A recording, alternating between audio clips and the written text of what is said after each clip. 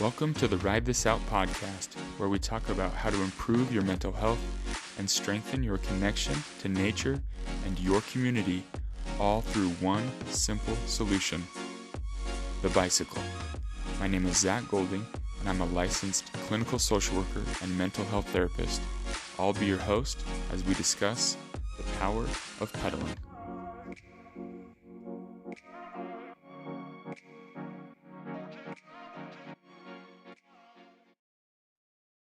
Welcome into this week's session. I talk with Sam Balto of Portland, Oregon. I was super excited to get Sam on the show. He's been a major inspiration to many people, myself included, with the viral videos, the content that he's posted about the bike bus that he started at the school that he teaches at in Portland, Oregon. If you've never seen a bike bus video, look it up. They're amazing. They're powerful. It shows many kids and adults all riding to school at the same time. And Coach Balto is kind of taking it to the whole nother level. Got hundreds of kids out there, the music going, just a good time. And so it was fun to talk with him about the benefits of the bike bus that he's had for himself, for the kids that he works with, and just the community in general. So if you're new to the podcast, thanks for listening. Welcome. Happy to have you. Hopefully you can check out some of the other episodes and be inspired to get out and ride and see what it does for your mental health and your overall wellness. So without further ado, enjoy this week's session with Sam. All right, Sam, thanks for carving out a few minutes of your day. I know that this can be a busy time for school teachers, so I appreciate you jumping on the podcast with me and talking about things. But I wanted to ask you to just kind of start off who you are, where you're from, but how you got into teaching. I know that teaching is a noble and difficult profession, so I wanted to hear a little bit about what sparked that idea for you. Yeah, thanks so much. I'm from Chevy Chase, Maryland, right outside of DC. I've taught in schools and physical education in Washington, DC, Boston, and Portland, Oregon. And sort of how I got into education was in college, I was a camp counselor in New York. And I just loved the sleepaway camp counselor, and I just loved that experience. Just the opportunity to hype kids up and just have a great time with them. And I was able to find a national nonprofit called Playworks in Washington, D.C., which focuses on recess and conflict resolution and that time of the day and all the benefits to that. So I kind of saw that as like being a Jewish camp counselor in an inner city school. And so you're just like there hyping kids up and filling them with, joy and positivity and movement. And from there, I got into teaching physical education. And I got my master's at Boston University, and then I taught 3 years in Boston, and then we had our first kid, and we moved back to Portland. I've been teaching for 6 years now in Portland. Awesome. And you teach PE at the elementary school there, right? Yeah, so I teach PE at the elementary school that I lead the bike bus at. I love it. And I would think, as a PE teacher, for one, that's my son's favorite subject in school. He's always talking about the days he has PE. You have to be the ultimate hype man to be the PE teacher, right? To get kids up and moving and stuff. So how has that been for you? What are some of the best aspects of your job? What are some of the more difficult things like that you run into? Yeah, I love it. I sort of say there's Sam Balto and then there's Coach Balto, and like Coach Balto is a lot more energy.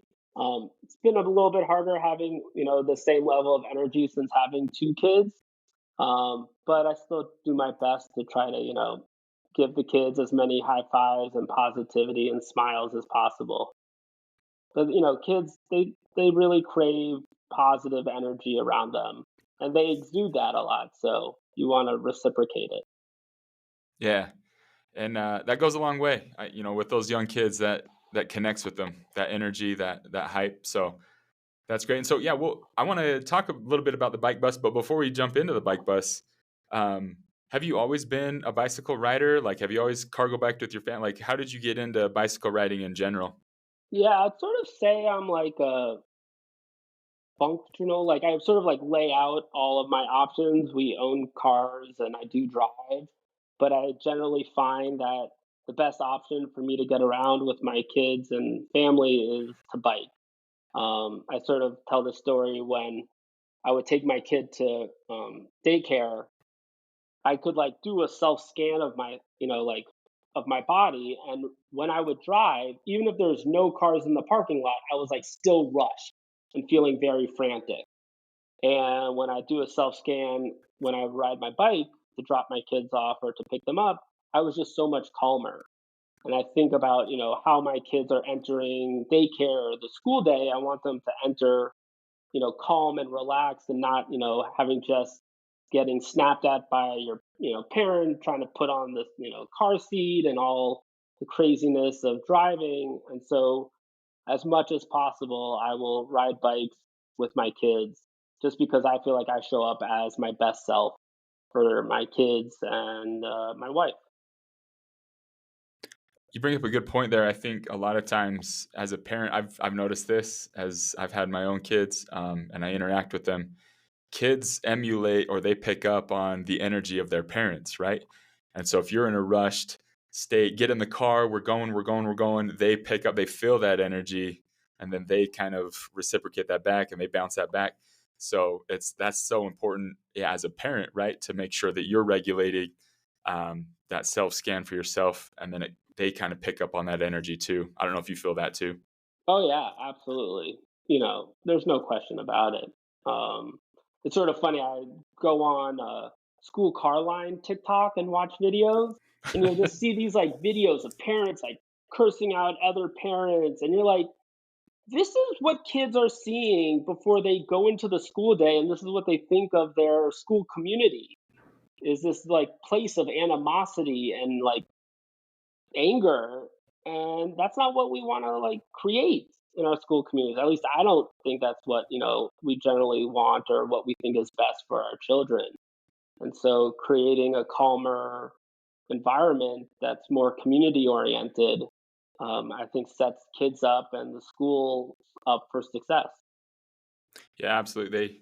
They will pick up and emulate whatever they're seeing, and even it's such a young age too. They feel that, they see that, so important. Yeah. So the bike bus, right? I mean, I know that you started the big bike bus there at your elementary school, all the hype with that.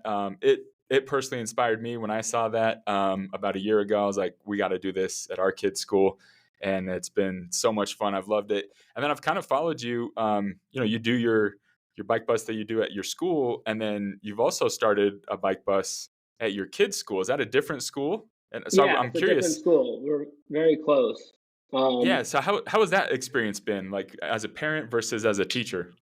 It's been great. I've really enjoyed sort of the different experience. It's definitely more challenging as a parent, but it's also really rewarding. I started the one at my son's school. He's in kindergarten, and we just started it right away. And so you don't really know the school community, but you're just sort of like you're throwing an idea out there, and you're putting yourself out there and people pick it up. We've had great rides with like 30 kids, and we've had some rides with one kid, and they're all awesome, because that ride with that one kid, it made a difference and it was a great experience for him. And it was like, made our ride to school more enjoyable, and the ones with bigger groups is great. And so I feel like it's just all bonus. um, and I often think, with my son, we were riding to a bike bus a couple weeks ago, and he goes, "Dad, who's the boss of the bike bus? Like, who?" I was like, "What do you mean?" He's like, "Who told you to do the bike bus?" I was like, "Nobody did. I just thought it would be a cool idea for your school and your friends, and so I just presented it as an idea." He's like, "Oh, that's cool." And you sort of like think about that as a kid. Now he like knows you can just try things. You can put ideas out there, you can try to implement them and see how people respond. And, that's called being an entrepreneur. That's like, if my son ends up being an entrepreneur, I would be incredibly, proud and excited of whatever he does, how he tries, whatever he creates. And so I think bike buses are a great tool to sort of emulate and sort of model these values. Yeah, again, when kids see that and when they feel that, then they can kinda emulate that as well, so so Yeah, cool, awesome. And, as I've followed you, over the last year and stuff, I've noticed, you've been stirring some stuff up a little bit on Twitter and on X every once in a while, you'll say just about, like, a lot of, different policies, and so I love your line, though, that you say, how do you put it? School drop-off school. lines or policy failures? Yeah, school car lines are policy failures. Yep. Yeah, talk about that. Yeah, so I think, taking a step back, as an educator, as someone who has had crossing guard duty and bus duty and school car line duty, and has also led walking school buses and bike buses. I did my first walking school bus in Boston, the neighborhood of Roxbury, I think it was like 9 years ago. Um, when I did my first walking school bus, and you see how different that morning was and how the kids came to school versus all the other mornings of a school car line, and how they come off the bus, you're like, this is how we set kids up for success. I have this student Quadir who's in fourth grade who we did a walking school bus with, and your typical fourth grade boy, just super energetic, and he'd come off late off the school bus, run down to the cafeteria, grab his breakfast, run upstairs. Not really set up to be successful at school. And then when we did a walking school bus, he enters calmly. He's been engaged by his environment. He's been stimulated. He showed up on time. And I remember I had my gym door locked to eat my lunch, and I hear this banging on the door, and it's Quadir. And he's like, "When are we doing our next walking school bus?"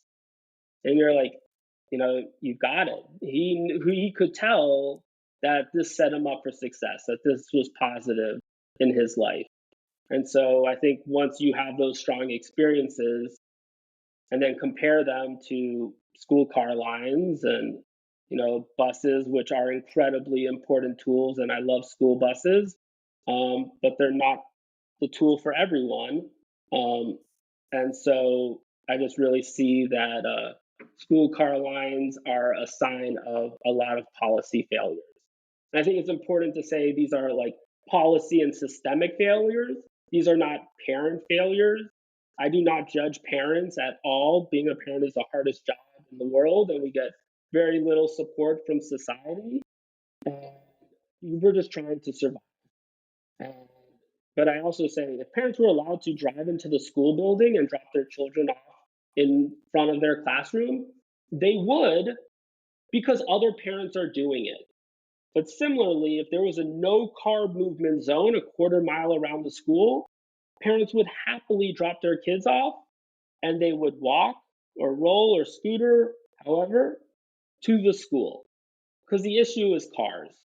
And so we really need to be, planning and putting in policies that promote active transportation, that create calmer, cleaner, healthier, safer environments around schools.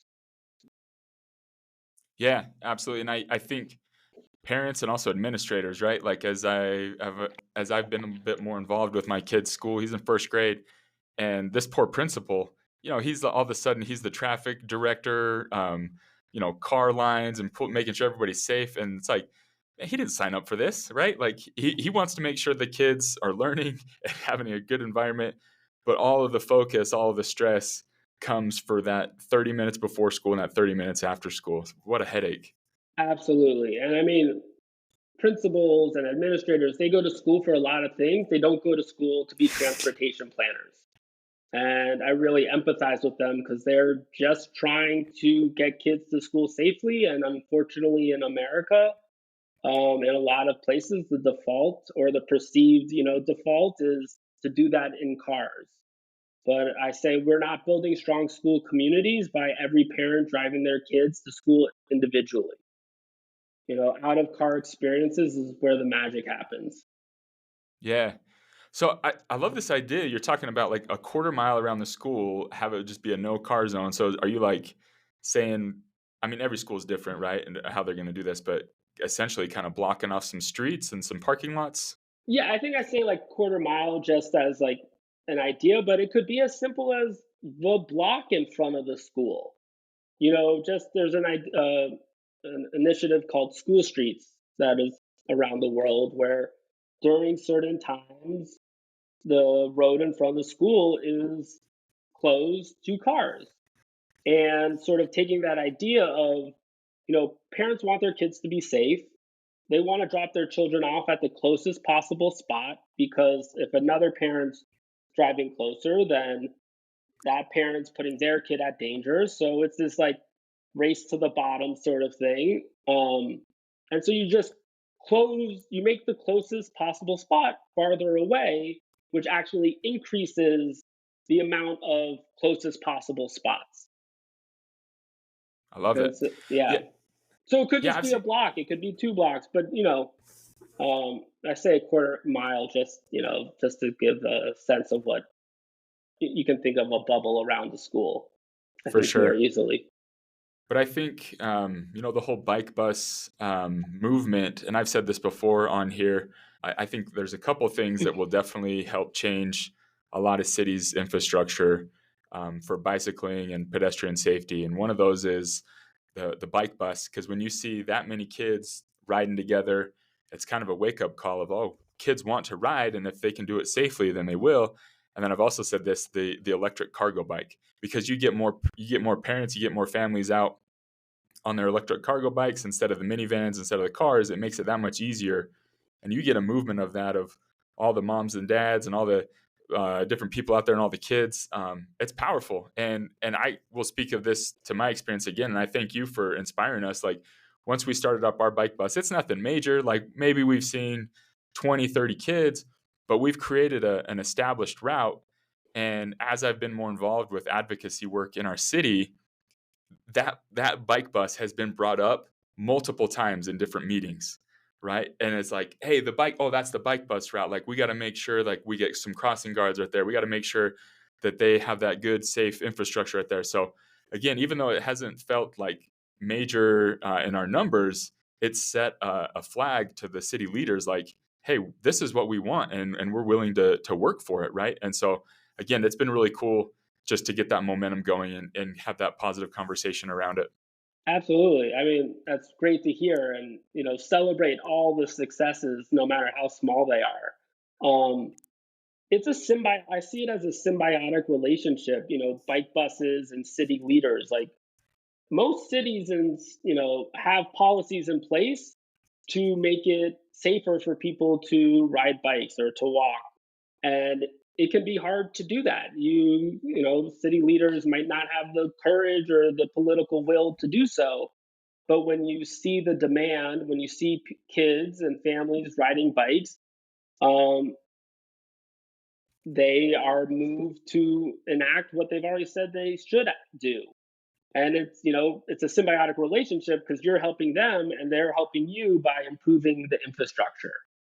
And so I think there's a lot of great benefits to the bike bus to not only build social cohesion, to build stronger school communities, but enact and implement sustainable infrastructure improvements that allow kids to ride bikes and families to ride bikes on non-bike bus days, because we want to normalize using bikes and active transportation to go to our friends' houses, to go to the park, to go to their first job, and sort of going back to what it's like as leading a bike bus at a school versus at the school I teach at versus my son's school is, as a teacher it's much easier to have access to the students, to talk to them, to educate them about the benefits of active transportation.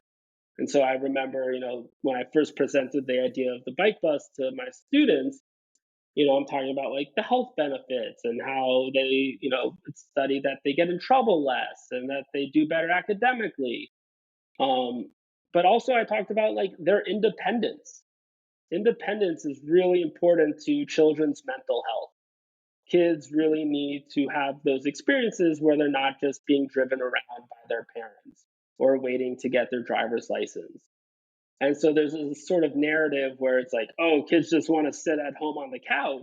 And it's like, look what their environment looks like. kids actually do not want to sit on the couch playing video games. They actually want to be social with their friends, but the built environment around them is not safe or conducive for them to do so, for them to have independence. And so I sort of, say to the kids, like, this, you need to advocate for your health. Talk to your parents and say, I want to do the bike bus. I want to walk to school because it's a great way for me to have, besides all the health reasons, I need independence. My I'm just saying, like, in general, like, if your kid's 16 and the only way they can go to a friend's house or on a date or to a job or to school is your parents driving you, your life's gonna kind of suck. It's really unfortunate. And so, like, we and knowing how to give your child independence is really hard as a parent. And so a bike bus is a great tool to help scaffold children's independence. Yeah, I love that. I've seen that for me, and I like what you say there, to empower them to ride on all days, not just bike bus days, right? And that's, as we've been consistently riding. We're about a mile away from my son's school, so it's a nice, easy ride. But there's a couple streets that I'm like, I don't want you crossing this street without an adult. But again, as our city and as we've been talking to them, they're going to put a crossing guard at that intersection. So I'm like, great, in a year I feel super comfortable with you, cruising down there and having that independence, that person there. So, yeah, just as other parents see other parents, you know, again, it signals to them of like, oh, they're riding around, we can do that too. I've never really thought about this because, yeah, no parent wants to just be an Uber driver, just driving their kids around all day, every day. That's never fun. But if you're empowering them and if you're riding alongside with them, again, so amazing. So you've talked a little bit about the benefits that you've seen some of the kids have from that. I'm curious, what other benefits you've seen as the kids ride or as they walk to school, as an educator, as a parent, their mental health, their physical health. What has that done for them and helping them prepare for their day of learning? Yeah, I mean, my principal says that kids enter the school day calmer on bike bus mornings. They've had a chance to get their yayas out. Um, so that's been awesome. I think, like, what I hear a lot from parents is just their children's confidence. They really take a lot of pride and joy in participating in it, being a part of a community, moving their bodies, having that opportunity has brought them a ton of confidence. And I sort of say, like, not every kid is going to play on a sports team or feel successful on a sports team. Um, but with the bike bus, showing up and riding safely, you are on a team, you're part of the community, you're showing up for yourself and your health, but you're also showing it up for your community. You're showing up because there's this wonderful thing about safety in numbers. The more people who ride, the safer it is for everyone. And so the bar of success is really low, which means kids get to feel those, you know, being a part of a team and feeling successful on it. And that really, exudes out into other aspects of your life.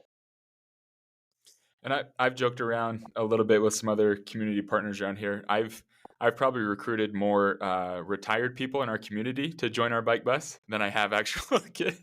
I mean, the kids will come out with their families and stuff, but if I know some older people that live in our neighborhood and I see them out walking around, I see them biking, and I'll say, "Hey, what are you doing Friday morning? Would you like to come join us?" And they're there, and our kids have created this connection with them. It's so beautiful. It's amazing. We have that too, for both our bike buses, and it's like, I think in Montclair, New Jersey, they call them the Silver Riders. I love Um, it. but it's great. I mean, healthy, strong communities are multi generational. You look at all the research and the data of what keeps people thriving in old age. It's having things to look forward to and being connected to your community. And so, like, we have a neighbor, Peter, who, shows up every Friday. He, might be a little cold some mornings, but, like, he's there and he's participating because, like, he provides a really valuable service for for us. He helps, cork the intersections, and he really loves it. I think it's really something that he looks forward to. And also, just like going up to someone and saying like, "Hey, do you want to participate?"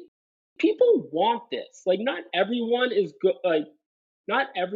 is going to start it. Not everybody might be as extroverted as maybe we are, but people want to be a part of community. As we said earlier, like moving our bodies and being a part of community is in our genetic code. These are just facts about who we are as humans, and people really thrive on being invited and participating in things. Yeah, and sometimes that's all it takes is just an invitation, right? They might not have that drive or that outwardness of be like, oh, I want to join. But if they just have a simple invitation, that's all it takes sometimes, which is amazing. So yeah, as you've been writing, that's what I wanted to ask you. Like, what Oh, has it just done for? one thing, Yeah, one more thing. Like, please. even if you don't ride a bike, we have a she rides a bike, but she lives close by to the school, and like she just stands at one of the intersections, and Mm, she like I just asked her to stand at this sort of last intersection that can sometimes get a little dicey, and you know, she just is there, and if a driver shows up, she just says like, "Hey, it's just going to be a minute," because I worry about like drivers shooting the gap. Um, and it's wonderful having her there. And now like when we bike by, I give her a high five, and she keeps going. We keep going.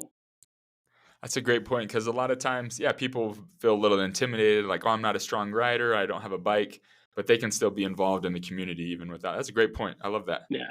And I think what's so wonderful about the bike bus is like it gets people thinking about children's mobility. Mm. And I think that in itself is incredibly important. Yeah. Yeah, absolutely. Again, that mobility leads to so many other positive aspects of their mental health, their education, their emotional, all that stuff. So, but I wanted to ask you, as a teacher, as a father, as organizer, all those things, all the stresses that come up, like for you when you ride, not maybe even not necessarily with the bike bus, but just any other day when you ride your bike, like what does that do for your mental health, your emotional health, your just overall wellness? Yeah, absolutely. I mean, I would say, I find myself showing up as a calmer, more present parent and partner when I ride my bike. When I drop my kids off at school or at daycare, when I bike versus when I drive, if I do like a self scan, even if there's no cars in the parking lot, I'm frantic. But when I ride my bike, I always feel calmer and more present. And I really want to set those feelings for my children, as they enter the school building. Yes, yeah, absolutely. And I think just the speed, the pace of riding a bike can just calm things down. Someone was asking me the other day, they're like, "Tell me why bicycle riding is good for your mental health in one sentence." And I thought about it, and I said I can just use one word: mindfulness. Like you're in the present. You have to be in the moment, and you're enjoying nature. You're enjoying everything around you, getting that fresh air. So how can it not just calm things down? And it's not necessarily a checkbox. It's a habit and it's a ritual and it becomes a meditative process for you. Yeah, I will say one thing. Like sometimes I wish I'd never like read the book "Walkable Cities" by Jeff Speck. It's like because once you like see these things, they're very hard to unsee. And so sometimes my bike rides, but like, it's still better than driving, but lots of bike rides.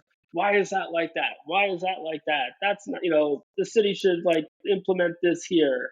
Um, I'd much rather be aware than not, but it has taken some practice to just be able to ride and enjoy it um, versus just being frustrated the whole time.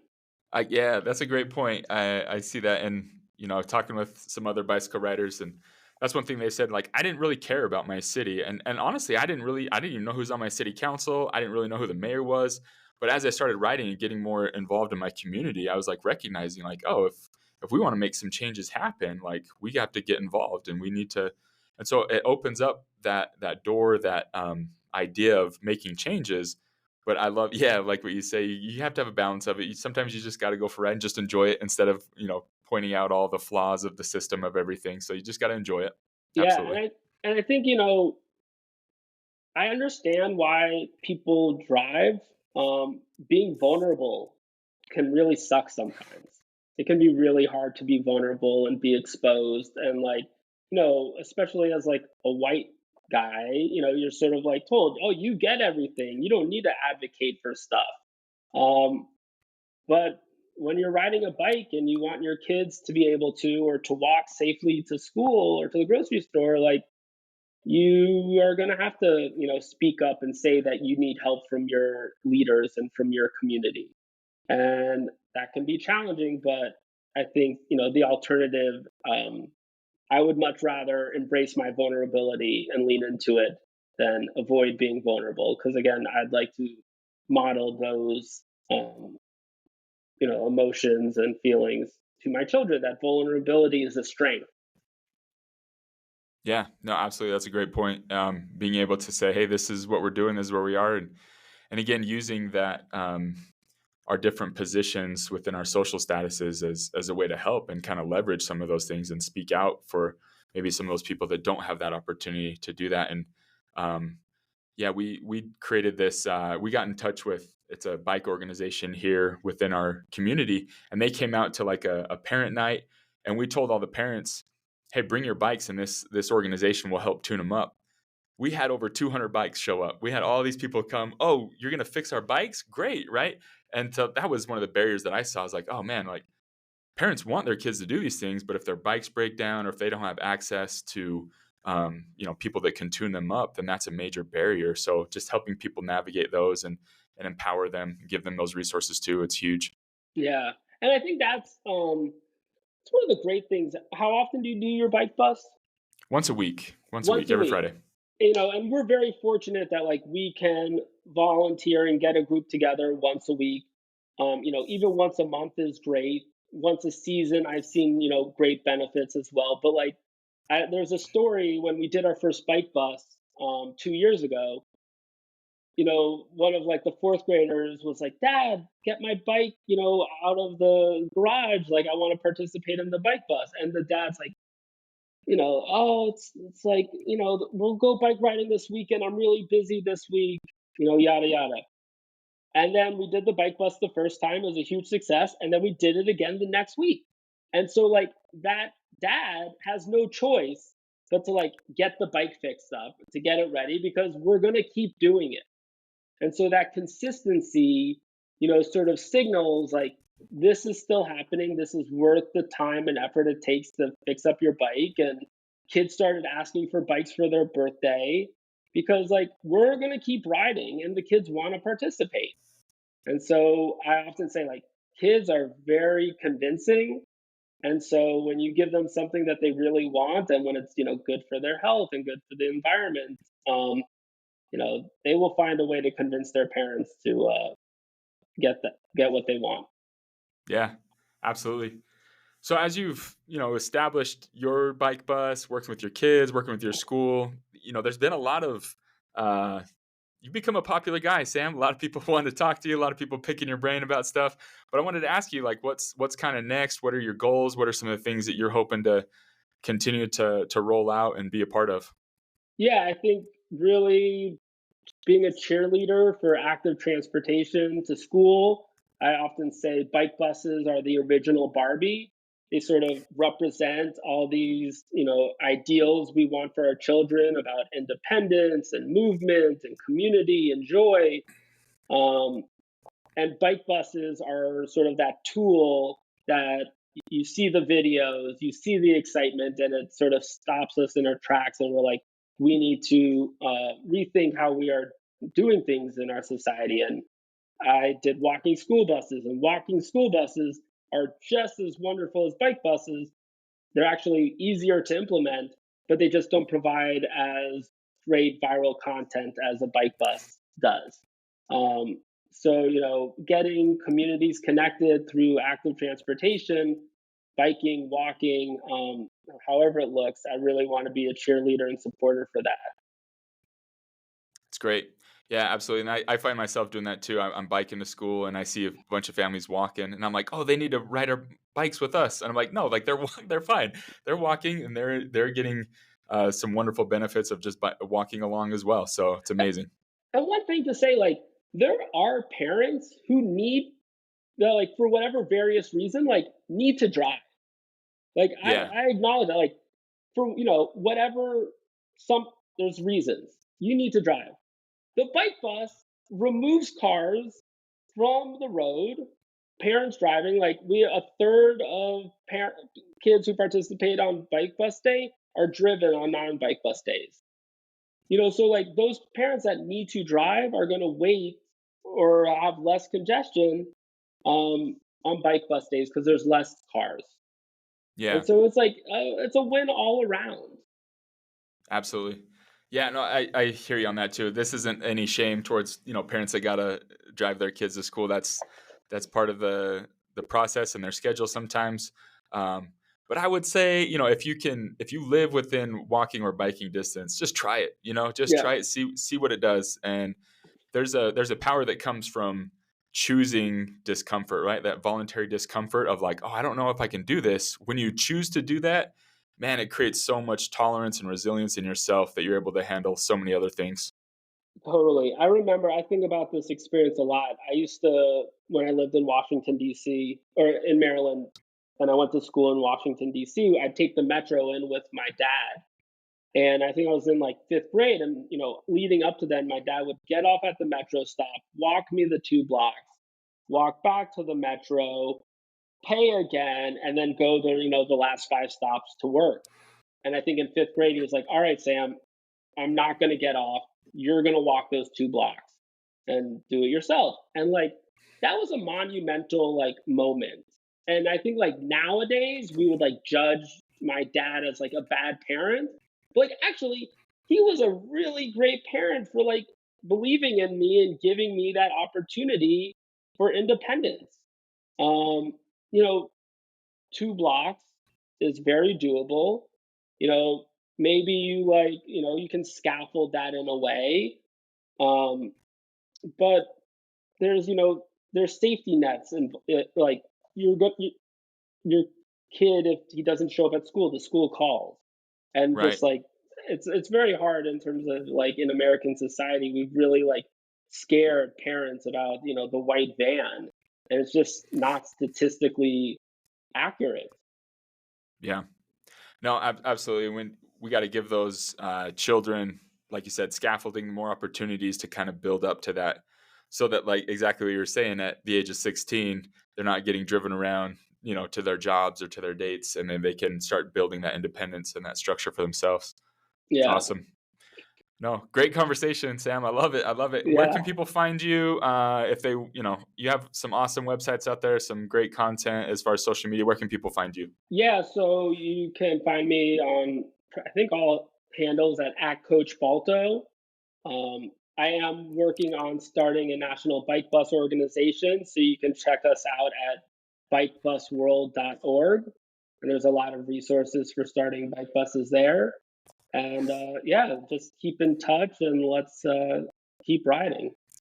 I love it. I love it, Sam. Again, I appreciate the time, and also I wanted to say too, I appreciate you've tweeted out some of my different episodes and stuff, so I appreciate the support and the show about the show and everything. That I seriously, it means a lot to me coming from you. So you're Yeah. awesome. I again keep doing what you're doing. You're inspiring a generation and a movement that I hope will continue to pick up that momentum. Yeah, well, thank you for telling our stories. It's we need to be sharing our stories and our experiences and learning from each other. Yep, absolutely. All right, Sam. Well, thanks. Have a great day, and we'll keep in touch. All right, happy bike busing.